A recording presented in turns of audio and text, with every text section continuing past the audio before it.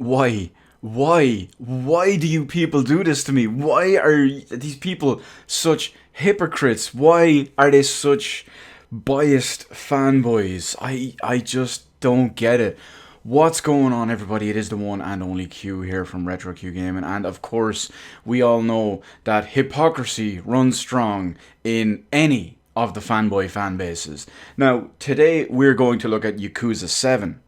And when it comes to Yakuza 7, fairly recently we've had a Western confirmed release on multiple platforms. Originally, it was just announced for Xbox One, Xbox Series L, PC and PS4, with no mention of PS5. However, today Sega updated that with a confirmation there would be a PS5 version available as well. There's a little bit of a caveat with that, but we'll talk about that in a moment. And there was also a kind of accidental leak, if you will, when it comes to the release date, which has showed up on several different storefronts for November 13th of this year. But anyway, that's the standard, basic, boring stuff. Let's go to the juicy part of this, the one that sets the fanboys alight, because, well, that's what they do. So you might remember just a moment ago at the start of the video that I mentioned that originally it was only confirmed for pretty much everything except the PlayStation 5. And of course the Nintendo Switch, because I can't run it.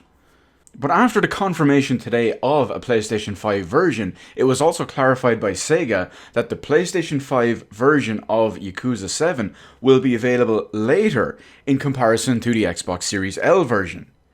Which can only lead us to deduce one thing. There is a paid timed exclusivity deal via Microsoft when it comes to having the next-gen console version. Real quick, I just want to point back to the release date that we mentioned a minute ago of November 13th. That was not relating to the Xbox Series L version. It was only listed to the Xbox One and PC versions. So yes, it is confirmed that the Xbox Series L version of Yakuza 7 will be available timed exclusively before the PlayStation 5 version.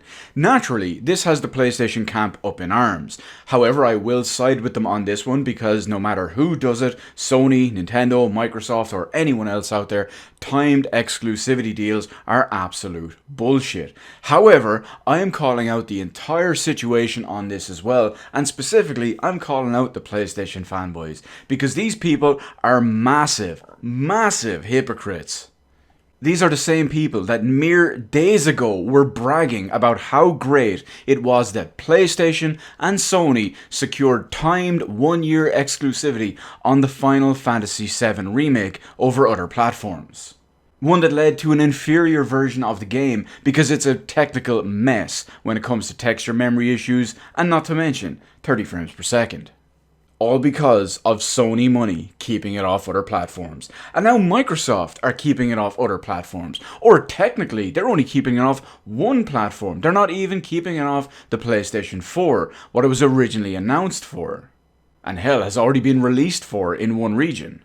So where's all that fanboy energy that you had going on the last couple of days? How great it was that Sony were looking after their gamers and securing the rights and securing releases for them. And yet now Microsoft are doing it. Even though you can still play it on your PlayStation 4, by the way, the console you already have and has already sold over 100 million units of.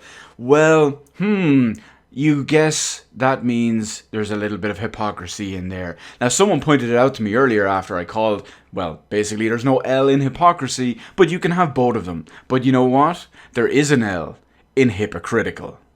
So since you're not keeping that energy, Sony fanboys, you can have both of them.